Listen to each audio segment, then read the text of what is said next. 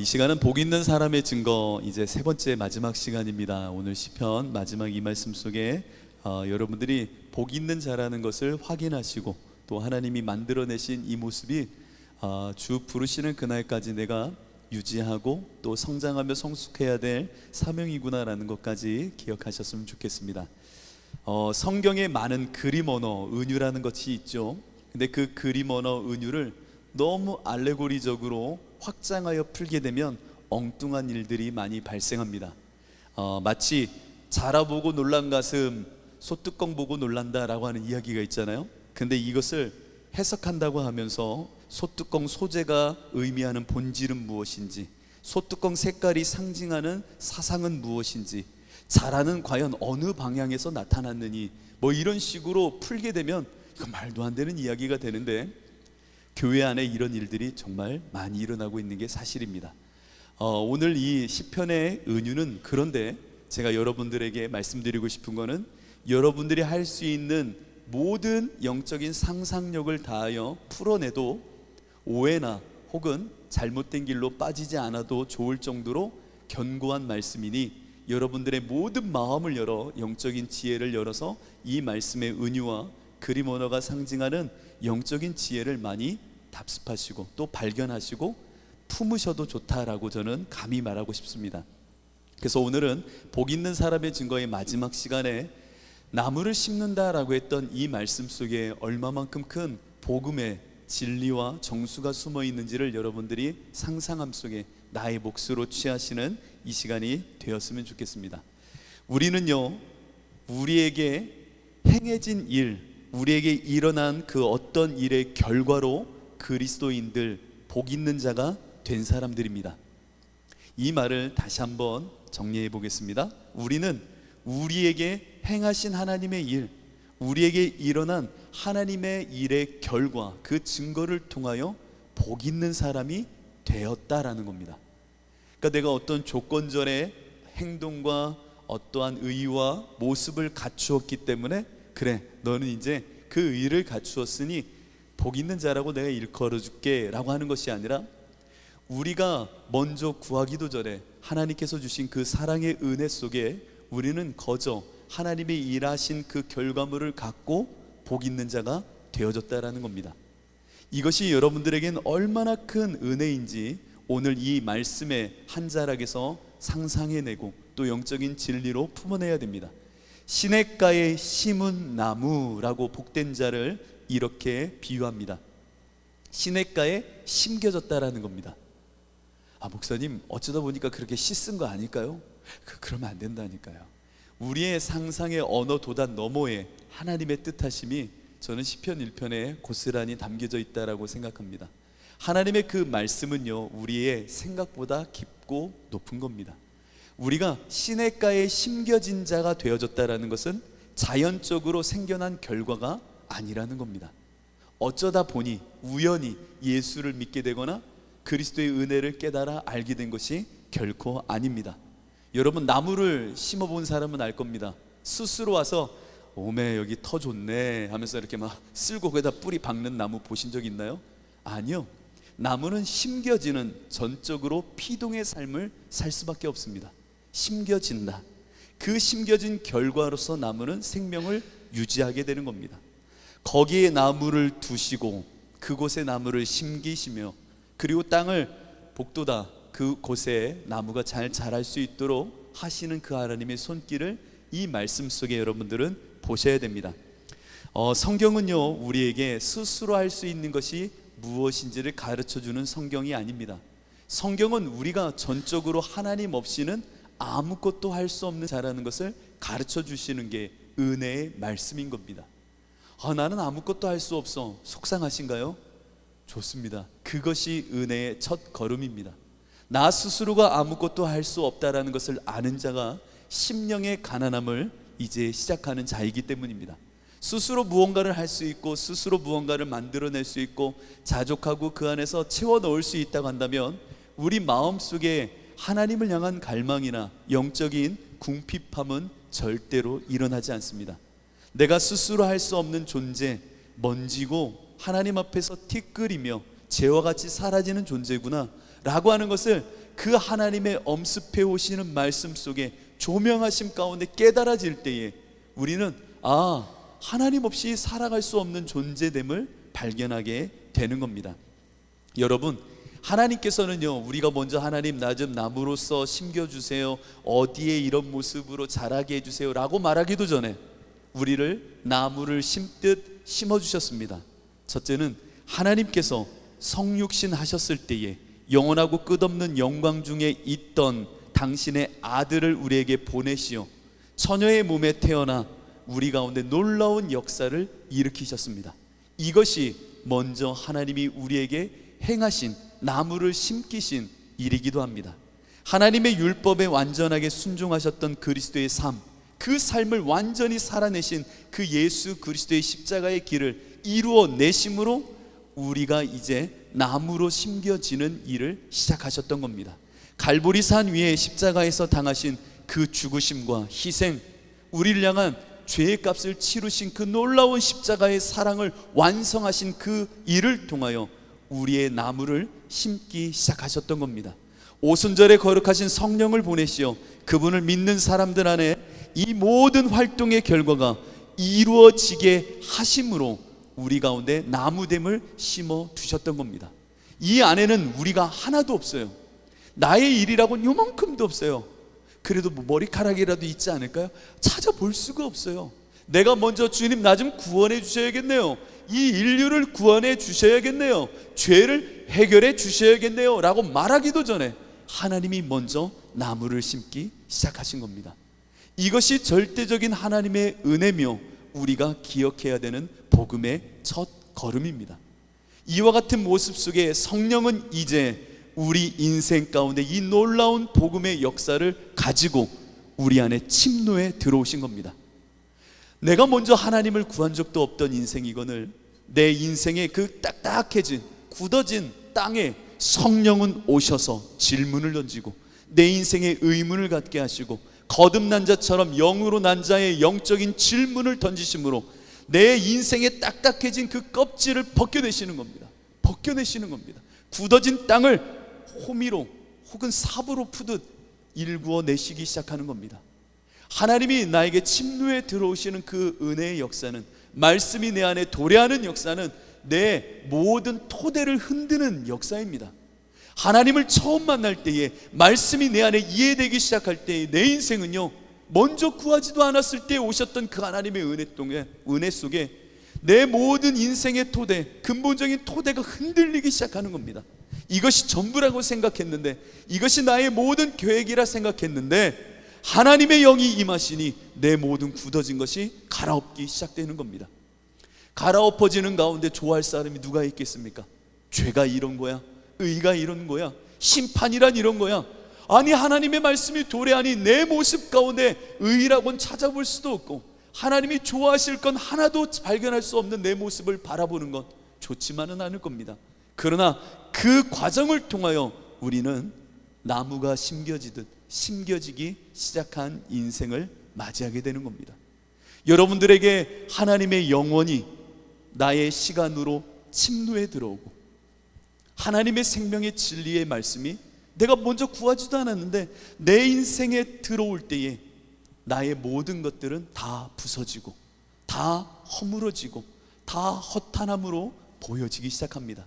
이것은 염세주의의 이야기가 아니에요. 내가 가난한 자였구나, 내가 정말 하나님 없이는 심령이 가난한 자였구나라는 것을 아는 순간, 아하, 내가 주님 없이 못 사네요, 하나님 없이 못 사네요, 그 십자가를 바라보게 되는 겁니다.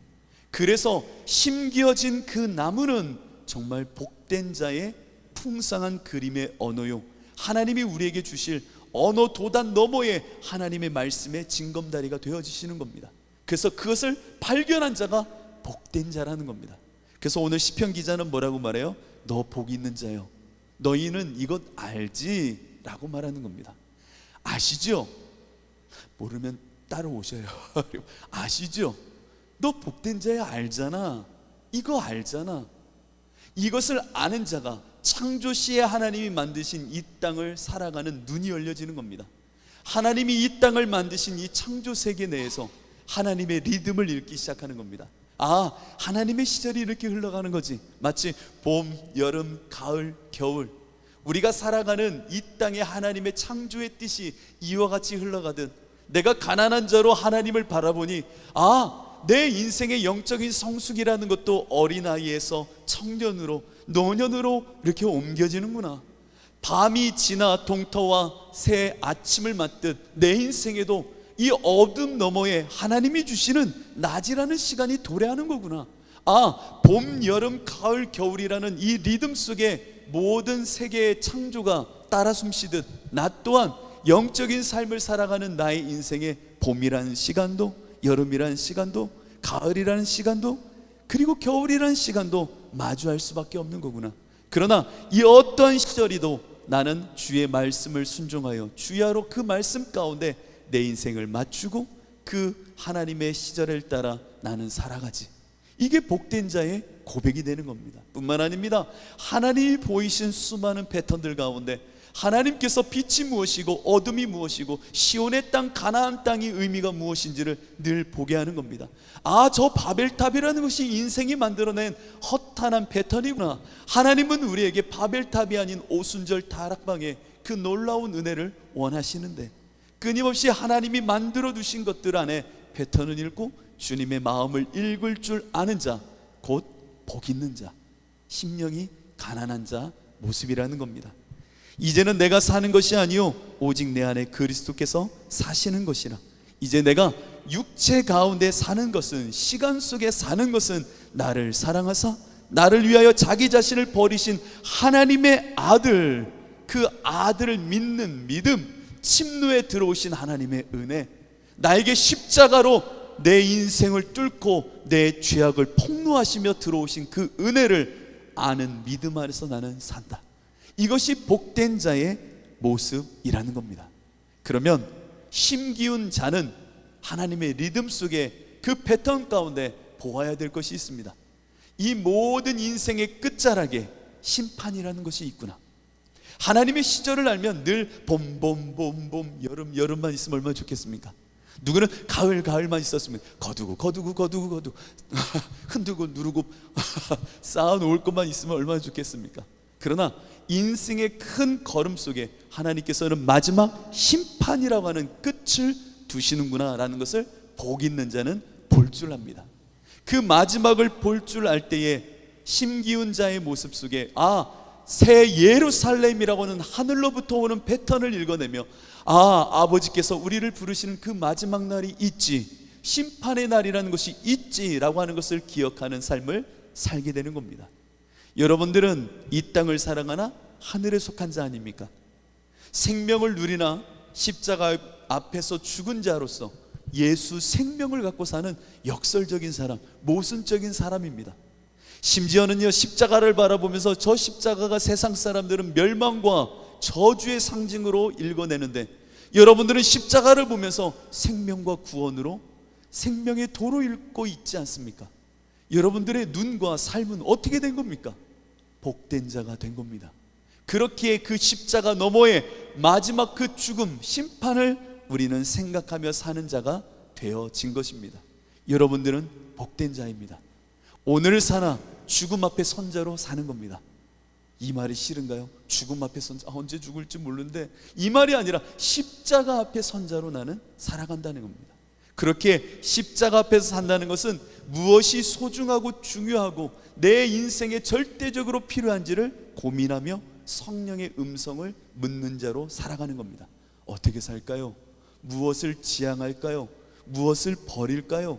끊임없이 주님 앞에 저 심판의 때를 보는 자, 오늘 시편 기자의 말처럼 저 악인들은 심판을 견디지 못하지만 의인들에겐 그 심판이 하나님의 리듬의 마지막이 되기에 너무나도 기쁨으로 그 파이널에 임하게 되는 겁니다. 제가 우리 수요예배 때 함께 나누었던 이야기 가운데 하나인데요, 제가 참 개인적으로는 참 그 할머니 권사님을 볼 때마다 마음 한편에 참 인생이 너무 어둡다라고 생각했던 권사님이 한 분 계십니다. 그분이 올해 이제 96이 되셔서 지난 주일날 소천하셨다는 이야기를 들었네요.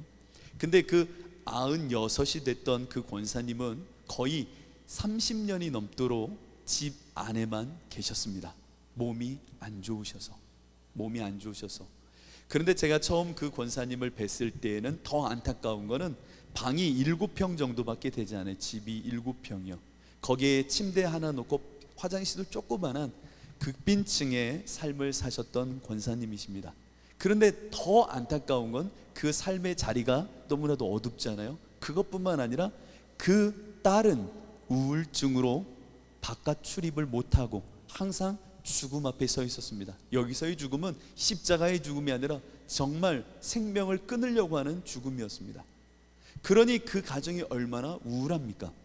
근데 제가 그 가정에 신방할 때마다 느꼈던 거는 우리 한 권사님이 늘 저를 보면 웃으시고 춤을 추시고, 그리고 목사님께서 늘 제가 기도하는 걸 꼭 잊지 마세요. 우리 목사님 제가 얼마나 사랑하는지 몰라요 하면서 오히려 저를 위로하셨던 권사님이세요. 때로는 갑작스럽게 전화가 오면 여보세요 하면 권사님이 멀리서 목사님, 마치 남자친구 부르는 목사님 그래. 권사님 왜요? 목사님 생각나서 전화했어요. 기도하다 생각나고 기도하고 생각나서. 그래요 권사님? 그러다가 우세요. 목사님 보고 싶네요. 그래서 제가 좀 이따가 신방 갈 테니까 기다리세요. 그러면 오세요. 그랬는데 이 권사님이 지난 주일날, 그러니까 토요일 밤이었던 걸로 기억합니다. 토요일 밤에 갑자기 그 딸에게 이렇게 이야기하더래요. 미경아 나 좀 목욕 좀 시켜줘라. 그래서 어머니 혼자 거동이 어려우니까 그래요 하고 화장실 가서 깨끗하게 목욕을 시켜드렸대요. 그랬더니 손발톱 좀 잘라줄래? 그러시더래요. 그래서 미경 씨가, 우리 김미경 집사님 이렇게 자른 거예요. 그리고 나서는 권사님이 여기에 전화 좀 걸어줄래? 그래가지고 그 김미경 집사님이 알았어요 엄마 하고 권사님께, 우리 저쪽에 있는 강 권사님 누구 집사님한테 전화를 하셨대요. 그리고는 다 똑같이 이런 이야기를 하시더래요. 우리 주일날 기쁨으로 맞게 내일 봅시다 뭐 이렇게 이야기하시더니, 그리고 우리는 마지막 천국에서 보는 거예요. 알았죠? 하면서 우리 권사님하고 천국 이야기를 하시더래요. 그래서 김미경 집사님이 그러려니 하면서 전화를 끊었대요. 그리고 밤에 돼서 이제 주무신 거죠. 주무셨는데 새벽 1시, 이제 주일날로 넘어온 새벽 1시에 한 권사님 벌떡 일어나시더래요. 그러더니 나 화장실 갔다 올게 하더니 화장실 갔다 오시더니 미경아 라고 부르시더래요. 그러니까 김미경 집사님, 이분은요 20년 동안 우울증으로 바깥 출입을 못 하시던 분이에요.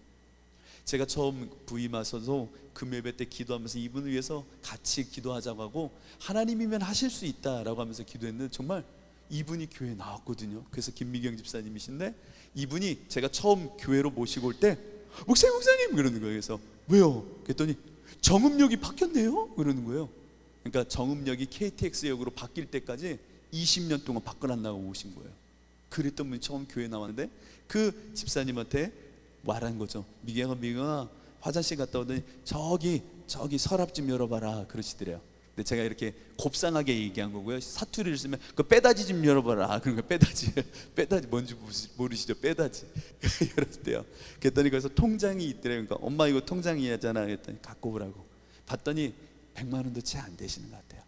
근데 미경아 너도 몸이 안 좋은데 엄마 옆에서 돌보냐고 참 고생 많았다. 너 이거 용돈 써라 그러시더래요. 용돈 써라. 그래서 뭘 자다가 뭐 이런 걸 줘 엄마. 그러니까 용돈 써. 너만 써. 다른 형제 주지 말고 너만 맛있는 거 먹어라. 용돈을 써라 하고 미경 씨한테, 우리 김미경 집사님한테 그러대요. 미경아 우리는 저 천국에서 마주하는 사람이야. 천국에서 만날 사람들이야. 알지? 우리 딸. 그랬더니 김미경 집사님 엄마 빨리 주무셔. 알았어 하고 주무셨대요. 그리고 나선 새벽이 돼서 엄마 이제 모시고 교회 가려고 깨우는데 그렇게 소천하신 겁니다. 그 이야기를 듣는데 항상 그분은 그랬거든요. 우리 하나님 천국 그 구원에 대한 소망이 늘 있었어요. 조그마한 단칸방에 어둡고 딸은 우울증에 스스로도 몸이 안 좋았지만 늘 그 조그마한 단칸방에서도 예수님과 동행하는 게 그렇게 좋고, 기도하다가 목사님이 생각나면 전화를 하고, 기도하다가 하나님 주시는 마음이 있으면 그분들한테 권면의 말을 전하고, 기도하고 또 기도하면서 그렇게 살아왔던 모습입니다. 마지막 죽음, 심판이라는 것은 이 권사님에게는 고통과 불행이 아니라 나에게는 소망이고 하나님 앞에 서는 마지막 리듬의 끝자락일 뿐이었던 겁니다. 이분은 복된 자인 겁니다.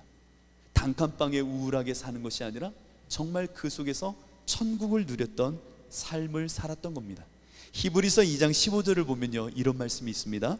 또 죽기를 무서워함으로 한평생 매여 종노릇하는 모든 자들을 놓아주려 하심이니. 한평생 인생들은요, 죽음에 매여 종노릇하며 벌벌벌벌 떨며 돈 언제 죽을지 모르니까 우리가 쾌락을 더 누리자 하며 살아가는 것이 그 복 없는 자들의 모습입니다. 그러나 복 있는 자는 죽음에 매여 있는 것이 아니라 심판이라고 하는 그 자리를 십자가의 자리로 알아 생명으로 넘겨진 삶을 살 줄 아는 자들이라는 겁니다. 그들이 바로 복된 자입니다. 이 복된 자는 이제 심판을 늘 마음에 염두에 두며 살아갑니다. 성령께서 깨닫게 하시고 성령께서 알게 하심 속에 주님 앞에 심겨진 나의 인생이 이 시절의 끝자락에 하나님이 나를 부르시겠지, 그러면 그 성령을 따라 이 시절을 따라 나는 살아갈 거야 라고 하는 마음속에 심판 앞에 선자로, 십자가 앞에 선자로, 예수 생명 앞에 선자로, 영원 앞에 선자로 날마다 하루하루를 살아가더라는 겁니다. 그렇다면 우리는 심판이라는 것을 조금 더 알아야 됩니다. 심판은 하나님께서 하시는 겁니다. 심판은 하나님이 하십니다. 스스로가 스스로의 인생을 심판하는 것이 아니라 하나님 앞에, 창조주 되신 그 하나님 앞에 인생의 시절의 마지막에 하나님께서는 당신 앞에 세우시어 심판하신다는 겁니다. 이 심판을요, 저는 두 개로 읽습니다. 첫째는 정죄의 심판, 둘째는 선포의 심판, 이렇게 저는 읽고 있습니다.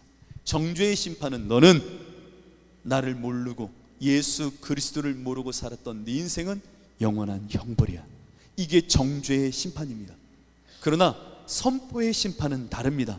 너는 나의 백성이고 나의 자녀며 영원과 생명을 누릴 참으로 복된 자로구나.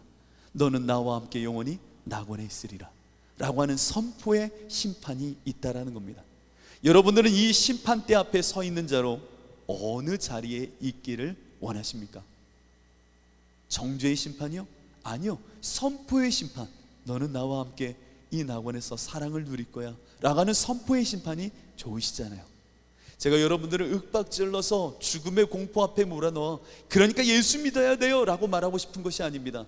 참으로 기쁘게 누릴 수 있는 은혜의 침노를 아는 여러분들이라면 그 심판의 기쁨을 알아 늘 주님을 사모하며 그 자리에 심판이 정죄가 아닌 주님이 주시는 선포의 축복의 언어로서 그 앞에 서 있는 복된 자의 삶을 살아야 된다는 겁니다.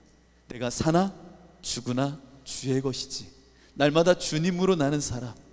내가 이 시간 생명의 연수가 끊어져도 하나님과 함께 할 수 있으니 그것이 기쁨이지 라고 하는 진짜 심판을 아는 자가 돼야 됩니다. 그렇다면 심판의 특성도 알아야겠지요. 오늘 본문을 잠시만 한번 보시겠습니까? 4절 보면 악인들이 그렇지 아니하며 오직 바람에 나는 겨와 같도다 라고 말한 후에 5절에 그러므로 라고 말합니다. 이 시편 기자의 복된 자의 결론을 말하는 겁니다. 그러므로 악인들은 심판을 견디지 못하며 죄인들이 의인들의 모임에 그 회중에 들지 못하리로다. 무릇 의인들의 길은 여호와께서 인정하시나 악인들의 길은 망하리로다 라고 말합니다. 이 말은요, 우리들이 악인과 함께 우리는 회중에 함께하는 모임을 살아가고 있다는 겁니다. 마치 비유로 치면 예수님이 하신 말씀처럼 열처녀의 비유를 생각하면 좋아요. 악인과 하나님을 보실 때에 의인, 복된 자는 함께 회중에 참여하고 있습니다. 그러나 심판의 날이 도래하면은 악인들은 의인들의 모임, 회중에 참여할 수도 견딜 수도 없어 밀려나게 된다는 겁니다. 오늘 이 자리에 우리는 함께 이렇게 모여 있습니다. 그러나 이 가운데 모여 있는 우리들이 다 복된 자가 되기를 저는 원합니다. 이 복된 자의 모습으로 함께 있어야지 그럴듯한 모습으로만 있다가 어느 날 정말 이 의인들의 모임에는 내가 끼일 수가 없구나라고 하는 심판의 칼날 속에 정죄의 심판으로 밀려난다면 이것처럼 불행한 것이 없는 겁니다.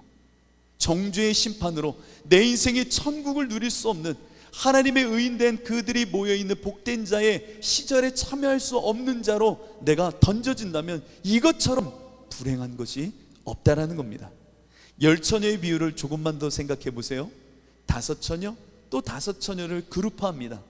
이 10처녀를 그룹화한다는 것을 뭐 특별하게 어떤 의미를 두기보다는 반반 양가적인 우리의 신앙의 면모를 생각하면 좋습니다. 이 양가적인 모습이라는 무엇이냐면 예수를 기다리는 건 똑같아요. 예수를 사모하는 신랑을 기다리는 모습은 똑같아요. 다들 등불을 들고 있는 것도 똑같아요. 현재 불이 켜져 있는 듯 보이는 것도 똑같아요. 그러나 다른 것이 있습니다.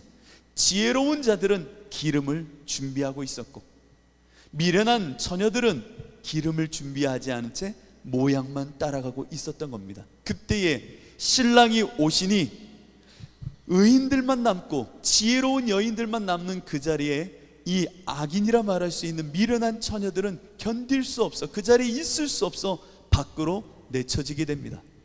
여러분, 우리의 삶이 이와 같은 심판 앞에, 이런 특성 앞에 놓여 있음을 기억하셔야 됩니다. 내가 그 공간과 시간에 함께 한다고 그리스도인들은 아닙니다. 내 안에 복 있는 자의 증거가 있어야 되는 겁니다. 내 안에 확증이 있어야 되는 겁니다. 십자가의 흔적이 있어야 되는 겁니다. 내 마음속에 하나님이 주시는 거듭난 그 은혜가 내 안에 도드라져 있어야 되는 겁니다. 이것이 없다면 우리는 양과 염소가 나중에 나눠지듯 우리는 심판의 그 결과에 마주할 수밖에 없게 되는 겁니다. 여러분들, 불경건한 사람은 최후의 심판을 견디지 못합니다. 여러분들은 끝까지 믿음을 지키셔야 됩니다. 이 믿음, 복 있는 자의 가난함, 하나님의 리듬과 패턴을 읽는 눈, 날마다 주님 앞에 심겨진 자의 모습으로 시절을 따라 하나님이 주시는 과실을 맺는 삶, 이와 같은 모습이 여러분들 가운데 있을 때에 우리의 인생은 정말로 복된 자의 삶을 마감하게 되는 것입니다. 여러분들은 복 있는 자이십니까? 복 있는 자이십니까? 오늘 우리 주사랑교회는 이 복된 자의 모습을 잘 갖추시길 바랍니다. 여러분, 존 뉴턴이라는 사람이 있었습니다. 존 뉴턴이라는 사람은 노예를 팔던 사람입니다. 평생 노예를 팔며 그들을 비하하고 마치 짐승을 팔듯 물건을 팔듯 살던 인물이었습니다. 그러나 호련히 주의 은혜를 맛보니, 주의 십자가를 경험하니 그의 눈에는 나는 오직 죄인이구나 라는 것밖에 보이지 않게 되었습니다. 하나님의 말씀이 도래하니 주님이 나를 복 있는 자로 끌어당기시니 나는 죄인이구나 라는 것을 알게 되더라는 겁니다. 다메섹 도상을 뚫고 저 예수 믿는 자들을 다 죽여버릴 거야 라고 하는 그 도끼 가득한 눈으로 달려가던 바울의 인생에 호련히 빛이 임하니, 호련히 영원히 임하니, 주님의 십자가가 임하니 바울은 그곳에서 뒤집어져 내가 정말 예수를 죽이는 죄인 중에 괴수라는 것을 아는 자가 되어집니다. 여러분, 오늘 이곳에 모인 여러분들은 바로 그 빛을 아는 사람들입니다. 십자가의 은혜를 아는 사람입니다. 거듭나 영으로 깨어난 사람들입니다. 그러면 복 있는 자답게 사셔야 됩니다. 내가 복 있는 자가 되어 복된 자라 인정을 받으란 얘기가 아니라 이미 복 있는 자이거늘 왜 복을 모르며 살아가십니까? 내가 선줄로 생각하면 안 됩니다. 양심에 화인 맞은 자처럼 하나님의 복된 자의 리듬을, 주의 말씀을 따라 사는 것을 살지 않으면 우리도 구원의 파선을 맞을 수 있다라는 것을 기억하셔야 됩니다. 나 예전에 복 있는 자였거든? 아니요, 우리는 믿음의 파선을 경험할 수 있습니다. 우리는 영원히 구원받는다라고 말하는 구원파가 아닙니다. 내 안에 끝까지 심판 앞에 설 때까지 복 있는 자라 부르시는 그 음성 앞에, 부르심 앞에 복 있는 자로 살아내야 될 십자가의 사명과 우리의 모습이 있음을 기억하십시오. 오늘 이 시간 그런 우리 모두가 되시기를 진심으로 축복합니다. 이 시간 우리 함께 찬양하려고 합니다. 여러분 너무나도 잘 아시는 찬양이에요.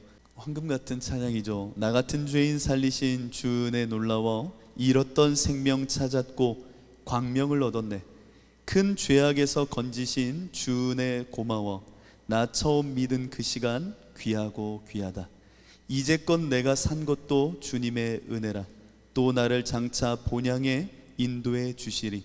거기서 우리 영원히 주님의 은혜로 해처럼 밝게 살면서 주 찬양하리라.